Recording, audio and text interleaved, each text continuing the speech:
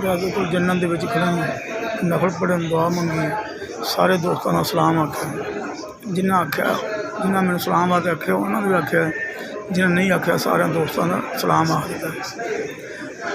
डोगर साहब का सलाम आता सोने नबी के रोज़े थे, जमील साहब का सलाम आता, बिलाल कराचा साहब का सलाम आख दिता, सियाज साहब का सलाम आता, जमील साहब एडमन साहब का सलाम है सुने,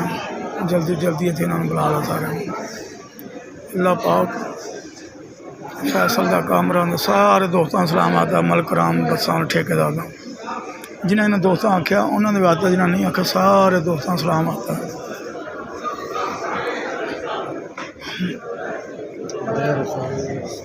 नफल को पढ़ दें